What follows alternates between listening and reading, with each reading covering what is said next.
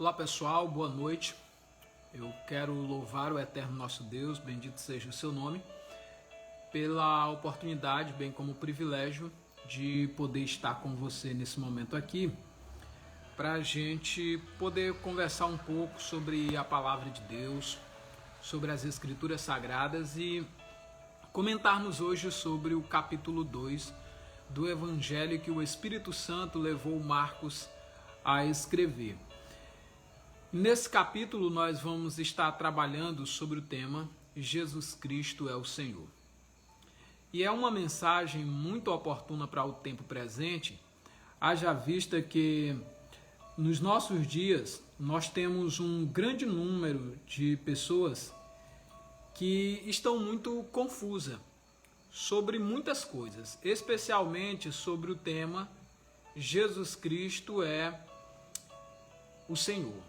Esse tema ele precisa ser abordado de modo que as pessoas possam hoje mesmo ter uma compreensão melhor acerca da palavra de Deus, acerca do testemunho do nosso Senhor Jesus Cristo, e elas possam ter segurança naquilo que creem. Hoje, na verdade, o maior desafio que nós temos para com as pessoas é levá-las a ter confiança, levá-las a ter segurança de que elas estão em Cristo, de que a sua fé é uma fé verdadeira e que ela abraçou não foi uma crença denominacional. Mais do que uma crença denominacional, ela aceitou o compromisso de ser um escravo do Senhor, de ser um seguidor de Deus, de ser alguém que nessa geração estará fazendo a diferença, e fará a diferença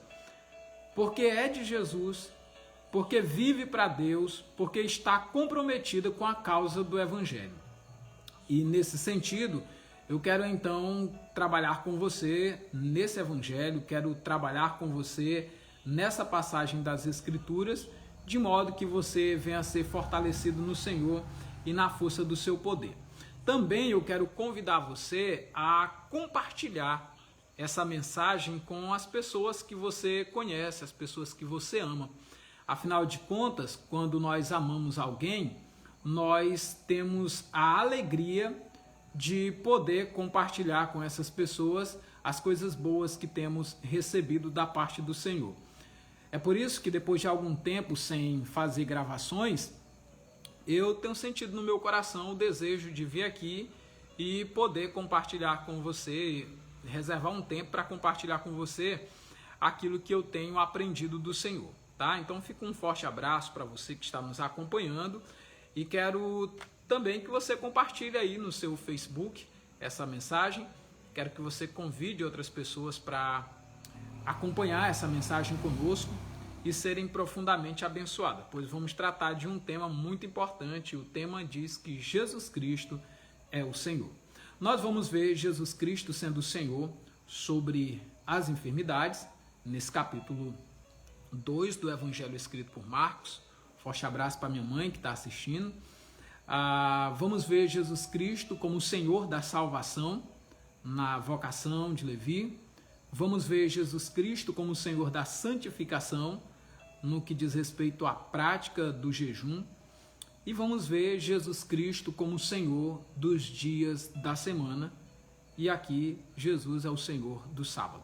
Vamos ver então Jesus Cristo como Senhor, porque de fato Jesus Cristo é o Senhor. E a palavra de Deus vai até dizer que só pelo Espírito de Deus alguém poderia confessar que Jesus Cristo é o Senhor. Então, baseado no que diz as Escrituras Sagradas, nós vamos estar ministrando essa palavra agora nesse texto. No decorrer da nossa mensagem, como já disse, você pode deixar aí as suas perguntas, você pode fazer as suas colocações, você pode interagir conosco aqui, e aí a gente vai colocando para você aquilo que nós temos aprendido da parte do nosso Deus. Qual é o propósito no estudo de hoje? O propósito do estudo de hoje é que eu e você possamos crescer na graça e no conhecimento do nosso Senhor e Salvador Jesus Cristo. Eu quero agradecer todos os que estão chegando aqui para nos acompanhar. Francisco Rodrigues, muito obrigado pelo carinho, né, de estar nos acompanhando nesse momento aqui nessa transmissão ao vivo. Que o Eterno seja contigo e te dê a graça de compreender a mensagem de hoje. Eu estou aqui procurando as pessoas, compartilhando a mensagem com algumas pessoas que são queridas nossas e que gostam de aprender de Deus e que desejam aprender mais do Senhor. E assim nós vamos poder ter um ótimo diálogo nesse momento, nós vamos poder ter aqui uma ótima oportunidade de estudar a mensagem divina e estudar com a mente aberta, o coração, porque foi para isso que Deus nos chamou. Pois bem, como já foi dito anteriormente, o evangelho escrito por Marcos é o evangelho que deveria ser colocado como o primeiro evangelho da Nova Aliança, do Novo Testamento, segundo os estudiosos concluíram a partir daquilo que meditaram, a partir daquilo que aprenderam. E por se tratar então do primeiro evangelho, nós estamos então trabalhando isso e buscando levar um entendimento mais claro, um entendimento mais profundo acerca desse tema e acerca deste livro, acerca desta passagem das Escrituras, porque é uma passagem profunda, é um livro fantástico, é um livro extraordinário. Pois bem, vejamos aqui logo no primeiro caso que nós temos, que é a cura de um paralítico na cidade de Cafarnaum. Nós temos esse texto aqui da cura de um paralítico na cidade de Cafarnaum. E o texto diz que alguns dias depois entrou Jesus outra vez em Cafarnaum e soube que estava em casa. E logo ajuntaram-se tantos que nem ainda nos lugares junto à porta cabiam, e lhes anunciava a palavra de Deus. E vieram ter com ele, conduzindo um paralítico, trazido por 4, e não podendo aproximar-se dele por causa da multidão, descobriram o telhado onde estava, fazendo um buraco. Baixaram o leito em que jazia o paralítico, e Jesus, vendo a fé, disse ao paralítico: Filho, perdoados estão os teus pecados. Estava ali assentado alguns dos escribas que arrazoavam no seu coração, dizendo: Por que diz este assim blasfêmia? Quem pode perdoar pecados senão Deus? E Jesus, conhecendo logo o seu espírito, assim arrazoavam entre si, lhes disse: Por que arrazoais estas coisas no vosso coração? Qual é mais fácil? Dizer ao paralítico: Estão perdoados os teus pecados, ou dizer: Levanta-te, toma o teu leito e anda? Ora, para que saibais que o Filho do Homem tem na terra poder para perdoar pecados, disse ao paralítico: A ti te digo, levanta-te, toma o teu leito e vai para a tua casa. E levantou-se, tomando logo o leito, saiu em presença de todos, de sorte que todos se admiravam e glorificavam a Deus, dizendo: Nunca se viu tal. Boa noite, serva do Senhor Jesus, irmã Charlene. Então veja, o texto que nós temos fala de um paralítico. Jesus estava ali, 4 amigos trouxeram um paralítico e agora aquele paralítico está frente a frente com o Senhor. Os seus amigos em expectativa estão lá em cima do telhado. À volta do Senhor Jesus está uma grande multidão, ali estão os escribas, os fariseus, os mestres da lei, parando para ver o que vai acontecer. Logo que Jesus começa a fazer o milagre e que Jesus diz para aquele moço que estava perdoado os seus pecados: Boa noite, Dailson Santos, é um prazer ter você aqui com a gente. Logo que Jesus diz que os pecados daquele homem está perdoado, começa uma grande confusão. Meu amado pastor Jadson, obrigado pela sua presença aqui. Eles começam a dizer: quem é esse que pode perdoar pecado? Que blasfêmia é essa? De fato, para eles parecia uma blasfêmia. Eles não conheciam Jesus. Porque o Jesus que eles haviam ouvido, que havia de vir, era um líder militar que ia batalhar pela causa de Israel, ia livrar da mão dos romanos, ia livrar da mão dos gregos, ia livrar da mão de todos os seus opressores. Mas esse Jesus que veio, ele tem poder sobre as doenças, ele tem poder sobre os demônios, e ele agora está perdoando o pecado, coisas que os judeus atribuíam aos sacrifícios de animais que eram feitos lá em Jerusalém, lá em Israel. Meus amados amigos, ouvintes da palavra de Deus, eu quero dizer algo especial para você nessa noite. O texto sagrado diz que aqueles homens ficaram estupefatos, eles ficaram encabulados com aquilo, porque eles não conseguiam entender como é que ele podia perdoar pecado. Entenda, Jesus é Deus que veio habitar entre nós, se fez carne.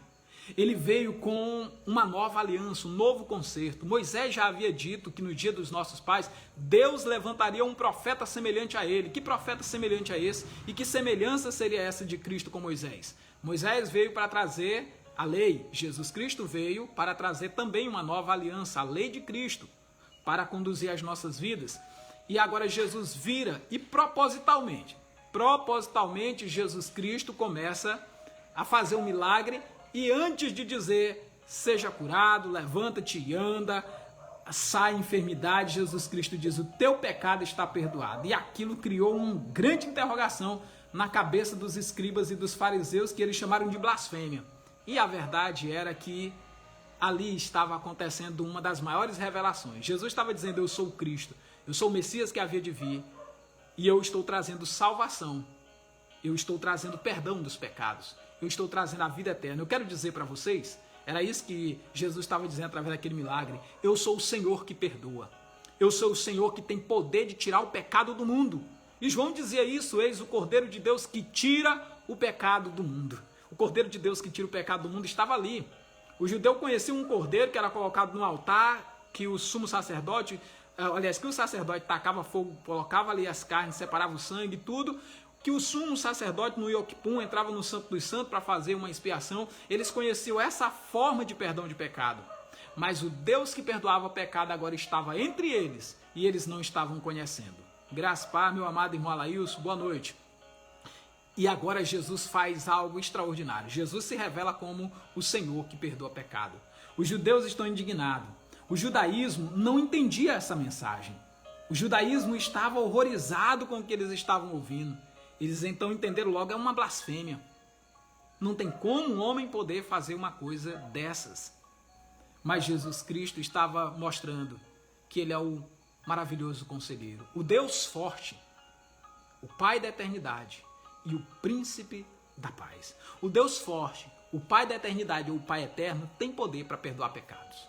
Tem poder para livrar a vida dos homens. João identificou isso de cara, ele é o Cordeiro de Deus que tira o pecado do mundo. E agora não mais pelo sangue de touros e bezerros como era na antiga aliança, mas agora o sangue imaculado, o sangue mais puro, o sangue do Cordeiro de Deus iria tirar o pecado da humanidade. Ele tem poder para perdoar pecado. Por isso eu quero dizer uma coisa especial para você. Se você confessou Jesus como Senhor e Salvador e se depara com pessoas que tentam dizer que a tua fé não vale, que você deveria ser daquela denominação, daquela outra denominação, você tenta se arrepender dos seus pecados. Como diz as Escrituras, ouviu a palavra da verdade, o evangelho da tua salvação, tendo nele crido, você foi selado com o Espírito Santo da promessa. Então, se você se arrependeu dos seus pecados, recebeu Jesus como Senhor e Salvador, está numa igreja que prega a palavra de Deus, que não se curva diante de imagem de escultura, que não exalta homens, mas exalta a Cristo, que é o cabeça da igreja, a cabeça no singular da igreja. Então, se você está seguindo uma igreja que segue a palavra de Deus, que tem a Bíblia como a única regra de fé e prática, que alguém chega para dizer que ainda te falta um dia da semana, que ainda te falta ser daquela ou daquela outra denominação, é uma mensagem do maligno. Você tem que entender que o poder de perdoar pecado está em Cristo. E você recebeu Jesus como seu único e suficiente Senhor e Salvador. Quando você diz único e suficiente Senhor, você está dizendo que você não tem nenhum Senhor sobre a tua cabeça. Sim, nós temos lideranças às quais prestamos submissão no Senhor.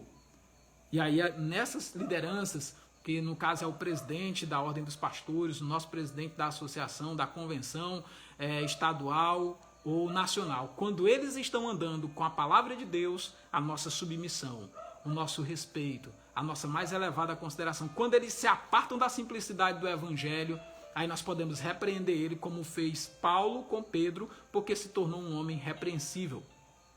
Porque a nossa submissão é a Deus em primeiro lugar e depois os homens. Mas aqueles que se desviam da verdade, os soberbos, os arrogantes, a Bíblia Sagrada diz que o homem de Deus, ele não respeita os soberbos e nem os arrogantes, aqueles que se desviam da verdade.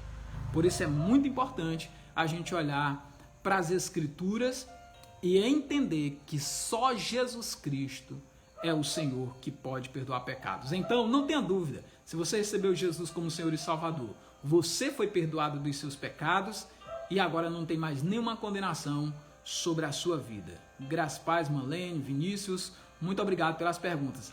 No término da mensagem eu vou responder cada uma dessas perguntas que vocês estão colocando aí, tá bom? Vamos avançar. Os versículos que vão de 13 a 17 diz: E tornou a sair para o mar, e toda a multidão ia ter com ele, e ele os ensinava. E passando viu a Levi, filho de Alfeu, sentado na alfândega, e disse: Segue-me. E levantando-se o seguiu. E aconteceu que, estando ele sentado à mesa, em casa deste também, estavam assentados à mesa com Jesus e os seus discípulos, muitos publicanos e pecadores, porque eram muitos e o tinham seguido. E os escribas e fariseus, vendo comer com os publicanos, pecadores, disseram aos seus discípulos: Porque come e bebe ele com os publicanos e pecadores? E Jesus, tendo ouvido isso, disse-lhes: Os sãos não necessitam de médico, mas sim os que estão doentes. Eu não vim chamar justos, mas sim os pecadores. Veja que coisa linda que nós temos nesse texto. Primeiro, Jesus chama o Levi, filho de Alfeu, e ele diz: segue-me, segui para a salvação, porque Jesus é o Senhor que salva. Nós já vimos Jesus como o Senhor que perdoa pecado, agora Jesus é o Senhor que salva. Jesus é o Senhor a quem você deve seguir. Jesus é o Senhor a quem devemos prestar toda a nossa obediência. Jesus Cristo é o Senhor ao qual devemos nos render, nos prostrar e reconhecer que Ele é que é e mais ninguém é Senhor além dele. Ele é o Senhor no singular. E ele prega para o Levi e faz um convite para ele: segue-me. E ele se levantou e seguiu. Jesus é o Senhor que você tem que seguir. Você não tem que seguir um Senhor humano, você tem que seguir um Senhor espiritual. Os pastores que Jesus Cristo levantou, os apóstolos que Jesus Cristo levantou, todos os que foram levantados pelo Senhor na nova aliança, eles foram levantados para dizer: segui a Cristo, fazei tudo quanto ele vos disser, como Maria disse a respeito de Jesus. Como disse o Espírito Santo, quando falou por boca dos apóstolos e dos profetas, depois daquele dia em que, depois de haver dado mandamento por intermédio dos apóstolos que escolheram, ele foi elevado às alturas. Como disse o próprio Deus: este é o meu Filho amado, em quem me comprazo, a ele ouvi. Nós temos que ouvir o Filho de Deus. A voz de Deus bradou do céu dizendo que é a ele que nós temos que ouvir. Moisés já havia dito que esse profeta que se levantaria semelhante a ele, nós tínhamos que ouvir, e quem não ouvisse esse profeta seria exterminado do meio do povo. E é isso que vai acontecer. Qualquer que não seguir a Cristo, qualquer que não entregar a sua vida a Jesus, vai ser exterminado, sofrerá a pena da condenação eterna. Porque a condenação é essa, que a luz veio ao mundo e os homens amaram mais as trevas do que a luz, porque as suas obras eram más. Então siga a Cristo. Jesus é o Senhor a quem temos que seguir. O capítulo 2 do Evangelho de Marcos mostra isso. Levi seguiu. E a Bíblia diz que não só. A Bíblia diz que ele estava entre os publicanos, os pecadores, porque eram muitos e o tinham seguido. Muitos abandonaram os seus pecados e seguiram a Cristo. E porque essas pessoas estavam seguindo, os escribas e fariseus estavam vendo comer com eles e começaram a se questionar, dizendo: rapaz, o mestre de vocês está comendo com os pecadores? É impressionante, porque Jesus, assim como eu que sou pastor, você que é o meu irmão em Cristo, você que já é um crente, um discípulo de Jesus, nós temos que sentar com os pecadores, com as prostitutas, os homossexuais, os políticos, os drogados, os consumidores de drogas lícitas ou ilícitas, os homens maus e perversos, as autoridades, e dizer para eles que Jesus Cristo os ama. Nós temos que sentar com os perdidos, não para nos perder com eles ou para participar das suas perdições, mas para levar uma luz no mundo de trevas em que eles vivem. Nós precisamos ir aonde estão as pessoas que são desprezadas, as pessoas que não são amadas, e levar o amor de Deus. E demonstrar que aquele amor de Deus que está derramado no nosso coração para com eles. E assim anunciar essa mensagem de vida eterna, essa mensagem de salvação, essa mensagem de perdão. Foi para isso que nós fomos chamados. Nós temos que sentar com os marginalizados, não para nos associar com eles nos seus erros, nos seus delitos e pecados, mas para mostrar para eles um caminho sobremodo excelente. E esse caminho sobremodo excelente é Jesus Cristo. Nós temos que entregar ao povo aquilo que recebemos da parte do nosso Senhor. Jesus Cristo é o Senhor a que devemos seguir. Jesus Cristo é o Senhor da santificação. Jesus Cristo é o Senhor que nos ensina a santificação. E a palavra de Deus é clara nesse aspecto. Vamos ler o texto sagrado, versículos de 18 a 22 do Evangelho escrito por Marcos, capítulo 2 diz: Ora, os discípulos de João e os fariseus jejuam e foram e disseram-lhes: Por que jejuam os discípulos de João e os discípulos dos fariseus e não jejuam os teus discípulos? E disse-lhe Jesus: Podem porventura os filhos das boldas jejuar quando estão com ele o esposo? Enquanto tem consigo o esposo, não pode jejuar. Mas dias virão em que lhe será tirado o esposo, e então jejuarão naqueles dias. Ninguém costura remendo de pano novo em vestes velhas, porque o mesmo remendo novo rompe o velho e a rotura fica maior. Ninguém põe vinho novo em odres velhos, do contrário, o vinho novo rompe os odres e entorna-se o vinho, e os odres tragam-se o vinho novo, deve ser postos em odres novos. Algumas coisas interessantes aqui. Jesus é o Senhor da santificação. O jejum é uma prática de santificação. Na verdade, para nós cristãos, o jejum ele funciona muito parecido com o sábado dos judeus, do judaísmo. Parece muito para nós os cristãos. O jejum nós aplicamos isso, porque no jejum, no dia do jejum, nós não reservamos para fazer qualquer outra coisa. O jejum cristão, tá? Não estou falando do jejum que virou moda, o pessoal inventaram por aí um jejum que não é jejum. O jejum é uma consagração total e exclusiva a Deus. É aquele momento, que seja 1 hora, 2, 3, 4, um dia todo, 2 ou mais, quanto você aguentar, onde você não vai participar das coisas terrenas, nem água e nem bebida. Onde você não vai participar do trabalho, você não vai desfrutar o prazer do relacionamento marital, porque você vai dedicar-se ao Senhor por algum tempo. O jejum é um momento onde você vai santificá-lo totalmente para Deus. E a gente deve tirar momentos assim. Tem muitas discussões, mas eu quero trazer pelo menos algumas coisas sobre esse jejum importantes para você. E também sobre essa passagem. Logo no versículo 18, fala dos discípulos de João e dos fariseus, que jejuavam. Mas os discípulos de Jesus não jejuavam. Então vamos aprender logo aqui uma coisa. Você não pode chamar os crentes, os discípulos de Jesus, de fariseu. Você não pode chamar os discípulos de Jesus de saduceus. Porque os discípulos dos fariseus eram diferentes dos discípulos de Jesus. Fariseus e saduceus pertenciam ao judaísmo, que era uma crença que concorria contra a fé em Cristo no primeiro século. Claro que vários judeus deixaram o judaísmo e se tornaram cristãos, seguiram a Cristo.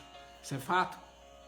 Embora sendo judeu, eles abandonaram o judaísmo e seguiram a Cristo porque o judaísmo preferiu não ter Cristo, preferiu colocar os seus rabinos, as suas literaturas primeiro que Cristo. E nós cristãos somos diferentes dos outros grupos. Enquanto no romanismo, por exemplo, e em outras denominações, eles têm a Bíblia mais a palavra do Papa, a Bíblia mais a palavra da Ellen White, a Bíblia mais a palavra de algum outro líder. No cristianismo nós só temos a palavra de Cristo. Nós só temos a palavra que foi dada a nós pelo ministério dos apóstolos do nosso Senhor e Salvador Jesus Cristo, como está escrito em Atos 1:2. Nós não temos novos profetas, como tem vários pentecostais, como tem vários não pentecostais, que têm os seus profetas e que escreveram livros sagrados e que outros nem chegaram a escrever, mas deram crenças para eles, como a crença de que Satanás está espetando gente, está torturando gente no inferno, que não é uma crença bíblica, isso é uma crença pentecostal, vindo das visões efatuadas na vã compreensão carnal desses irmãos que precisam corrigir esse grande lapso que eles têm. Aqui, os discípulos do fariseu são diferentes dos discípulos de Jesus. Essa é a primeira coisa que eu quero deixar aqui à parte. Segunda questão importante é que Jesus Cristo disse que enquanto ele estava aqui presente, os seus discípulos não iriam jejuar. Ele jejuou para iniciar o ministério. Mas os seus discípulos, nos dias que ele estivesse aqui, não podiam jejuar. Foi o que ele disse. Por quê? Porque eles teriam que andar com o Senhor e tinham que fazer exatamente o que o seu Senhor mandasse. E uma das coisas que o Senhor Jesus disse para eles não fazer foi jejuar enquanto ele, Jesus, estava presente, o noivo. Mas o verso 20 diz: mas dias virão em que ele será tirado o esposo, e então jejuarão naqueles dias. Tem um debate muito grande. Eu posso jejuar ou não posso jejuar? A Bíblia não manda jejuar. Jesus Cristo não diz para jejuar. Jesus Cristo disse que depois que ele saísse aqui da terra, nesse dia nós jejuaríamos. E chegou o dia. Por isso que você encontra no capítulo 13 de Atos dos Apóstolos, Paulo, Barnabé e vários outros irmãos jejuando. Graça e paz, minha amada irmã Clarice, louvado seja Deus pela sua participação. Então, veja, o texto deixa claramente que nós jejuaríamos. Então, acaba os debates, que eu assisti muitos debates nas aulas de seminário que eu participei. E o crente deve jejuar ou não? E um dizia, não, Jesus nunca mandou jejuar. Não tem uma ordem mais clara do que essa. Jesus disse, mas dias virão em que ele será tirado do esposo, e então jejuarão naqueles dias. Foi o que Jesus Cristo disse. E aí Jesus Cristo fala de uma questão de um remendo, de pano novo em vestes velhas. O que estava acontecendo? Estava vindo ali a fé cristã. Os discípulos dos fariseus estavam se usando das práticas de jejum, de oração, o filactério, os mantos que eles vestiam, as indumentárias, talite, quipá, entre várias outras coisas, menorá, todas essas coisas, colocando ali como se isso fosse algum símbolo de pessoas que estão conectadas com Deus. E Jesus já havia dito que os verdadeiros adoradores adorarão o Pai em espírito e em verdade. Que os verdadeiros seguidores de Jesus Cristo, eles vão muito além do que estar guardando as práticas da lei ou da antiga aliança, do antigo pacto. Mas são aqueles que seguem a Cristo, como nós vimos. E nesse texto, Jesus deixa muito claro que tem que se colocar vinho novos em odres novos e ambos se conservam. E o que é isso? Jesus Cristo estava dando as suas palavras, os seus ensinos, as suas orientações. E eram exatamente essas orientações e ensinos de Jesus que deveriam ser seguidas pelos seus discípulos e não tentar colocar outras coisas junto com a novidade, a boa nova que era o Evangelho. Porque se você tentar casar duas coisas não dava certo. Os judeus não conseguiram receber Jesus porque eles queriam trazer aquelas práticas que agora Jesus Cristo estava dizendo que não mais seriam necessárias para a vida e o cotidiano do seu povo. E aí eles estavam tentando, com a tradição, manter um padrão que já não era mais necessário, porque Jesus estava sendo bem claro nas suas instruções. Então nós vemos aqui que o jejum é uma prática de consagração, de dedicação exclusiva ao nosso Deus. É uma prática de santificação que nós que somos discípulos de Jesus, agora que o noivo não está presente, devemos fazer. E temos exemplos nas Escrituras disso, na Nova Aliança. Avançando, nós temos os versículos que vão de 23 a 28. Diz assim: e aconteceu que, passando ele num sábado, pelas searas com os seus discípulos, caminhando, começaram a colher espigas. E os fariseus disseram: vês, por que fazem no sábado o que não é lícito? Mas ele disse: nunca leste o que fez Davi quando estava em necessidade e teve fome? Ele e os que com ele estavam, como entrou na casa de Deus, no templo de Abiatar, sumo sacerdote, e comeu os pães da proposição, dos quais não lhe era lícito comer, senão o sacerdote, dando também aos que com ele estavam, e disse-lhes: o sábado foi feito por causa do homem, não o homem por causa do sábado. Assim, o Filho do Homem, até do sábado, é Senhor. Nós já vimos aqui que Jesus Cristo é o Senhor que cura e perdoa pecados. Jesus Cristo é o Senhor que devemos seguir. Jesus Cristo é o Senhor da santificação. E esse texto diz que Jesus é o Senhor até do sábado. Vamos entender o que acontece aqui? Vamos lá. Primeiro, quando Jesus Cristo diz que ele é o Senhor do sábado, ele não está dizendo: olha, esse é o dia em que eu me deleito, esse é o dia em que eu me agrado de reservar para mim e dizer que esse dia é meu. Não é isso que o texto está dizendo. Jesus Cristo é Senhor sobre os demônios. Jesus Cristo é Senhor sobre os crentes. Jesus Cristo é o Senhor da história. Jesus Cristo é o Rei dos Reis e o Senhor dos Senhores. Quando nós falamos que Jesus Cristo é o Senhor, nós estamos dizendo que ele é o soberano. Nós estamos dizendo que ele é o dono da casa. Nós estamos dizendo que ele é quem manda. Que ele é quem tem a autoridade sobre. Ele é que tem um poder total sobre. E aqui o texto está mostrando que ele é que tem a autoridade sobre o dia. Vamos ver aqui algumas coisas interessantes. A primeira coisa que eu quero destacar aqui é que algumas pessoas dizem assim, mas você está vendo aqui, pastor, é lícito fazer o bem nesse dia, por isso que os discípulos estavam comendo. E Jesus citou até uns exemplos da antiga aliança.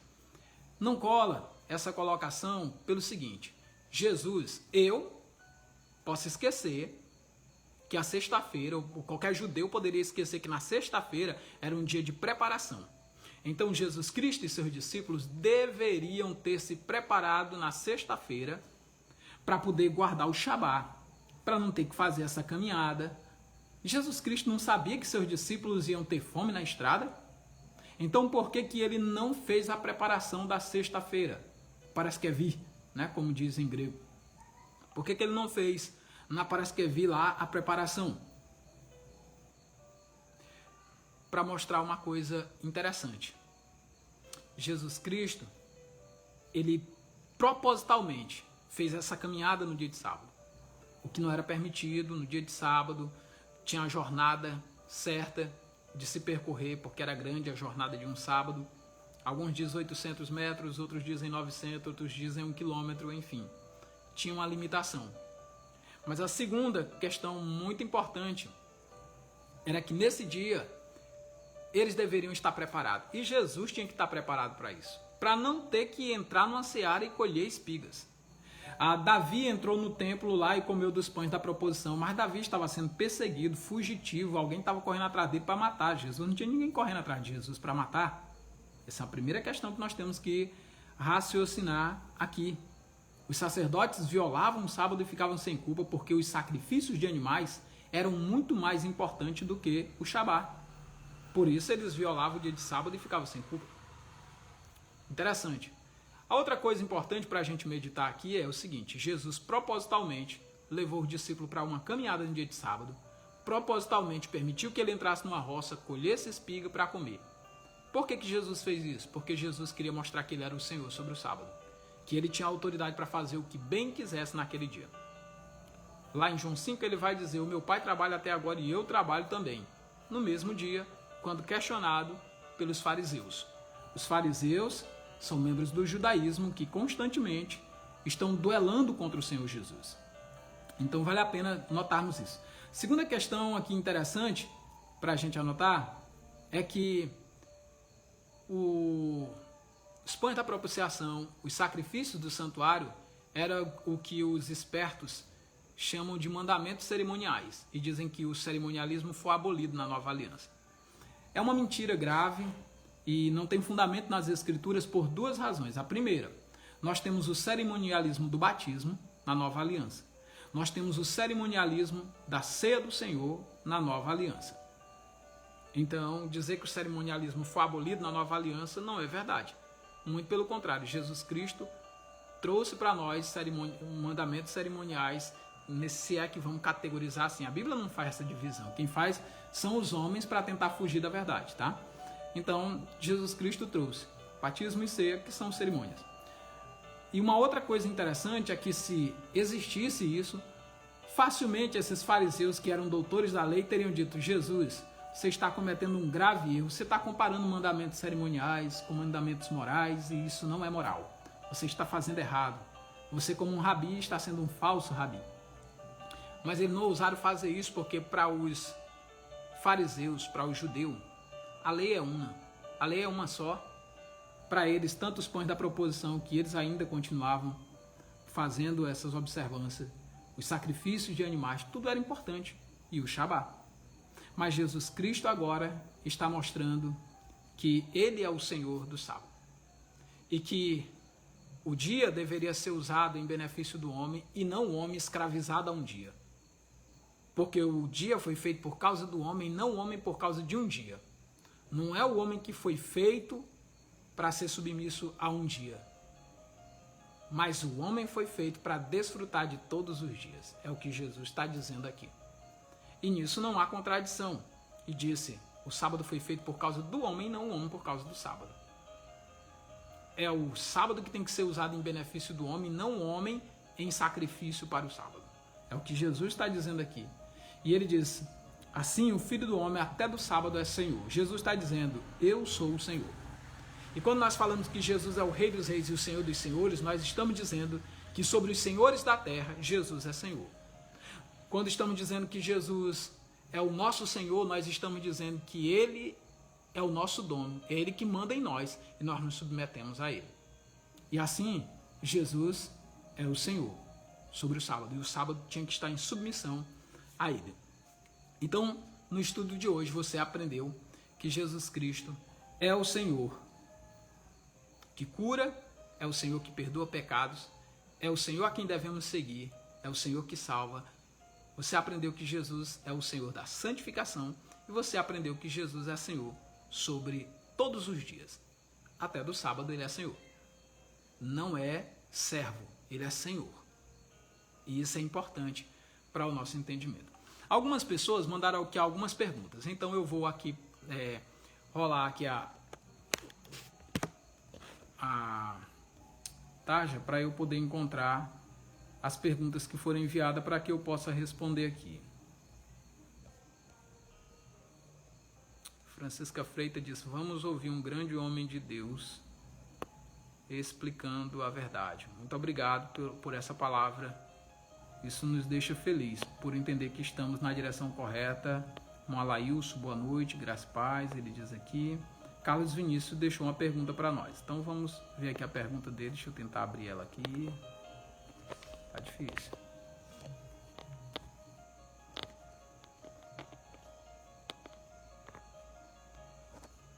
Agora deu certo. Carlos Vinícius assim: pastor, no contexto bíblico, Deus colocou conhecimento nos cientistas para a produção acelerada de uma vacina para a exterminação de um vírus nunca visto sobre a humanidade. Então, no contexto bíblico, a sabedoria e o conhecimento vêm. E a Bíblia diz que nos últimos tempos o saber se multiplicaria, a ciência aumentaria. E naturalmente os homens que têm saber e ciência podem usar isso para a glória de Deus ou podem usar isso para a tragédia dos homens.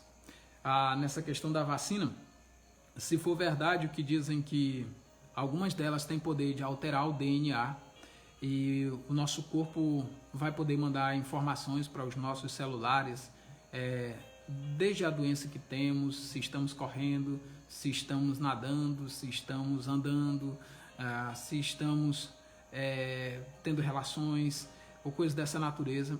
Se eles vão usar para isso, então vão usar para fazer uma espécie de coleira eletrônica. E eles podem fazer isso porque a ciência tem conhecimento suficiente para esse tipo de coisa. Se vão usar o conhecimento científico que tem apenas para eliminar um vírus, como o vírus que está aí sendo usado até para campanha política, para derrubar o presidente, usado como objeto de campanha política para poder desviar dinheiro com notas falsas, superfaturadas, entre muitas coisas dessa natureza, e por aí vai. Então os homens podem usar o conhecimento que tem sim para destruir, eliminar esse vírus. E o conhecimento vem de Deus. Agora o uso do conhecimento é que pode ser para a glória de Deus ou pode ser para prejuízo dos homens e para fazer a vontade do diabo. Então Deus dá o conhecimento e as pessoas podem usar ele para a glória de Deus ou pode usar ele para agradar o diabo através de um projeto de destruição da vida das pessoas. É o que nós entendemos, mas o conhecimento certamente vem de Deus. Marlene, deixa eu ver se tem mais alguma questão aqui. Boa noite. Graças e paz, pastor.